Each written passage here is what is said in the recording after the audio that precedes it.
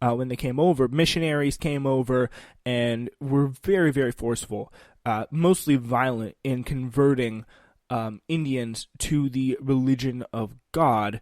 And this was kind of especially after the first wave came over. The king and queen were like, wait a minute, this is not good, because the Pope had just come by and told them, like, you hear all these rumors that are going on about the New World, they're just doing awful, awful things to these Indians, your explorers that you got going on over there. Well, guys, Isabella, Ferdinand, whatever, you guys got a responsibility to convert these people to Catholicism. You got to get them on our side. It's the way, it's what God wants, and we got to do what God wants. So you probably should not be cutting off their toes and like enslaving them and doing all these crazy stuff. But again, that doesn't mean they had to be nice to them. So yeah, that kind of calmed down a little bit, but not that much really at all. Europeans claim that obedience to the law was another definition of freedom. You're free to obey what we tell you to do. Under English law, women held very few rights and were submissive to their husband, unlike in Indian culture. Liberty came from knowing one's place in a hierarchical society and fulfilling the duties appropriate to one's rank. That was the European belief. Numerous modern civil liberties, such as freedom of worship and freedom of the press, did not exist at the time in European culture. So it was really kind of shocking when you had a large amount of people existing in a complete another continent that just did things completely differently. So yeah, that's a little bit on Europe and India in the Americas, but we're now going to take a quick look at Europe and Asia, where Chinese Admiral Zhang He led 7 naval expeditions into the Indian Ocean between 1405 and 1433, even exploring East Africa on his 6th voyage. The caravel, which is a type of ship, the compass, and the quadrant made travel along the African coast possible for the Portuguese in the early 15th century, which opened up tons of new trading routes. The Portuguese established trading posts along the western coast of Africa, and the big deal here is Portugal began colonizing the Atlantic islands and established plantations worked by slaves, which will obviously be very, very important both in this chapter of American history and later on. Slavery was already one form of labor in Africa before the Europeans came. It's important to realize the arrival of the Portuguese accelerated the buying and selling of slaves within Africa because of that outside influence and drive for labor from outside, mostly wealthier sources. By the time Vasco da Gama sailed to India, the actual India, in 1498, Portugal had established a vast trading empire there. They were kind of the first to get over there. But then, just 6 years before, precisely, Christopher Columbus, an Italian, got financial support from King Ferdinand and Queen Isabella of Spain to sail across the ocean blue in 1492, of course. He landed in Hispaniola in 1492 and began colonization the next year. Nicholas de Ovando established a permanent base in Hispaniola by 1502. And of course, Amerigo Vespucci sailed along the coast of South America in between 1499 and 1502. And the New World came to be called America. So that's how that kind of worked. So then after this kind of contact came out, as we kind of jump back a little bit, I know, news could really travel quickly because everyone found out about with Gutenberg's invention of the printing press in the late 1430s, so they could have newspapers, letters, bulletins, people saying, okay, we found an entire new continent. This is pretty amazing. John Cabot was a big explorer who traveled to Newfoundland in 1497, and soon many Europeans all over were coming to explore the world. And Spain pretty much got the first licks in on the native populations there. So Spain established a stable government modeled after Spanish home rule and kind of absolute power. The power flowed from the king to the Council of the Indies to viceroys to local officials. It's kind of the flow chart there of the power. In the colonies, the Catholic Church played a significant role in the administration of Spanish colonies as well, being the fact that the nature of this Catholic state is such a big and powerful entity, and it's so closely tied to that Spanish king and queen at the time. They had a very, very close relationship. Spanish government even created the Reconquista, pretty much stamping out anyone who was not Catholic in their own country. Gold and silver mining was the primary economy in Spanish America, which was huge in terms of alerting other countries that they need to get over there to the New World as well. And of course, the mines were worked by natives. Many Spaniards came to the New World for easier social mobility. They wanted to kind of get into the wild, wild west. People maybe were down on their luck, wanted to come out there and see, maybe I could get a lot of money and get really rich off the backs of native people. Indian inhabitants really always outnumbered European colonists and their descendants in Spanish America. And they did have descendants. Spanish America kind of evolved from there into hybrid culture, part native, part Spanish, and in places as in 1619, the first slaves arrived in American shores. The first African slaves arrived on American shores. So in places there was part African mix. Mestizo is a word that you should probably file in the back of your head there. Mestizo is a mixed race person of Native American and Spanish origin. So that is a very, very important one as well. So to justify their claims to land that belonged to someone else, the Spanish relied on cultural superiority. Because again, as crazy as it might sound, the Spanish were at least had the decency, I guess you could say, to kind of come up with reasons for why they were kicking people off their land. What they said is they were culturally superior. I mean, you've probably heard that before. U.S. government's going to go on later to use the same thing in the 1800s to kind of get Spanish people out, not Spanish, but Indian people out of the West for the purposes of manifest destiny and Western expansion. But the Spanish, they relied on cultural superiority, the kind of missionary zeal, which is a big, big thing. They needed to get people Catholic, and violence. That's how they achieved most of their goals, through torture and killing indiscriminately of native populations. A missionary element also existed in the church's long holy war against Islam and was renewed with the Protestant Reformation in the 16th century.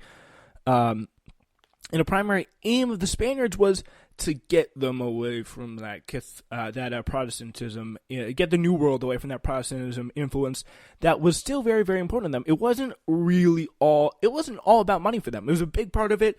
Money, obviously, a big deal wherever you go, but religion was very important to them as well. They wanted to make sure that this did not become a Protestant area because they really did not like Protestants in Spain. The souls to be saved could also be a labor force in gold and silver mines, so that's kind of an added benefit.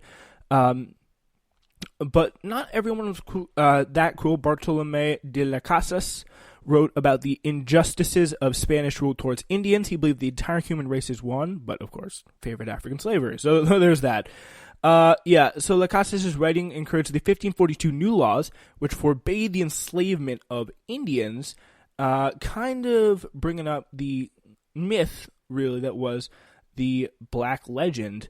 Las Casas' writings really kind of didn't do his country a big favor, because the Black Legend was really inspired by some of his writings, that Spain was a uniquely brutal and exploitative colonizer. So we'll talk more about the Black Legend in a little bit at the end of the show. They were pretty brutal, that's obvious, and they were slightly less brutal after the passage of the new laws, but the word uniquely there is probably the biggest stretch in that whole sentence, as we shall discuss. Spanish explorers migrated into the United States in search of gold. The first was Juan Ponce de Leon way back in 1513 in Florida. Large Spanish expeditions traveled through Florida, the Gulf of Mexico region, and the Southwest. These expeditions, particularly the one led by Hernando de Soto, were incredibly brutal at Indians and spread not only just that, but deadly, deadly diseases as well, killing 90% of the populations in some places. Just an absolute decimation. In Florida, the first present-day U.S. area colonized by Spain, there were forts there as early as the 1560s to protect Spanish treasure fleets from pirates. As late as 1763, Spanish Florida had only 4,000 inhabitants of European descent, and the first major city established was, believe it or not, again, this is the first permanent European settlement created, was in St. Augustine, Florida, by the Spanish, not in Jamestown. So that's an important distinction that not a lot of people really know about. So, yeah, that's a very, very, very, very important and interesting distinction from one of the recent lessons that we have had. Florida, in Juan Donate, was not the only place being settled. Juan Donate led settlers into present-day New Mexico in 1598.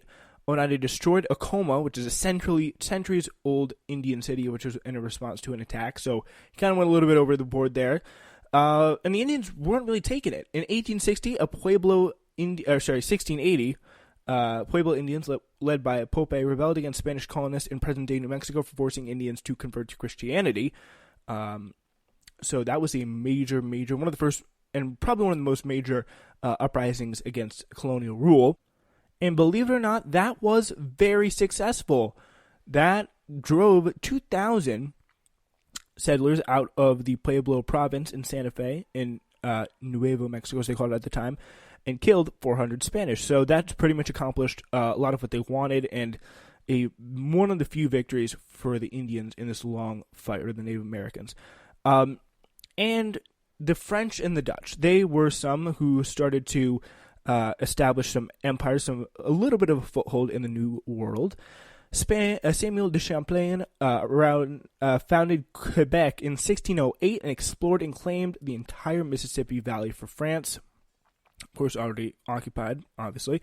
Relatively few French colonists arrived in New France. The white population in 1700 was only 19,000.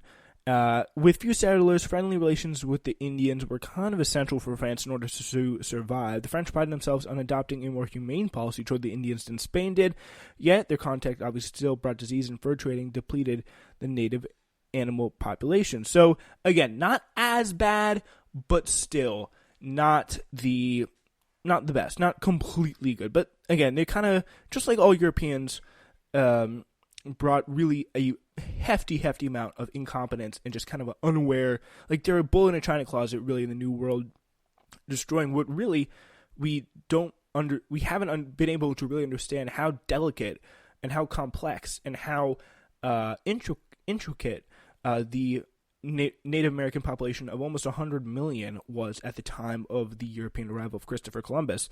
So the Métis, not the Mestizo, but the Métis were children of Indian women and French men.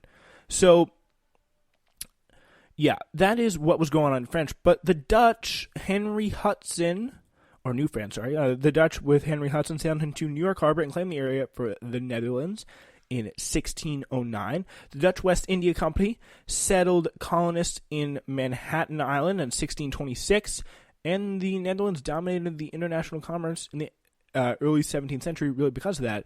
The Dutch prided themselves on their devotion to liberty, freedom of the press, and a broad religious tolerance were unique to the Dutch, which is interesting. Amsterdam was a refuge for many persecuted Protestants and Jews by New Spain and by France as well. Although France was not nearly as bad, but Spain was probably obviously the biggest persecutor of Protestantism and obviously Judaism as well. New Netherland was a military post and was not governed democratically, but the citizens did possess rights. Slaves also had some rights, and women enjoyed more independence than their counterparts in other colonies. And there was a lot of religious toleration because their focus, they didn't come in with any kind of preconceived notions about religion like the English or the Spaniards. They were much more focused about making money and prospering economically, trying to get themselves up in the same playing field really as the French and the Spanish and all those people who are really kind of dominating at the play, and they were really able to do so, especially with their hold on New York. The Dutch, they prided themselves on religious matters, and they were kind of the woke ones at the time. They're kind of the much more forgiving and open and tolerant than some of their other counterparts. The Dutch commitment to freedom of conscience extended to religious devotion exercised in private, not public worship, in non-established churches. So they were pretty much, they were allowed to, like, people will just keep their religions private, kind of a precursor to the way the U.S. would run later on. They would say, just keep your religion, just do what you want to do. It's cool.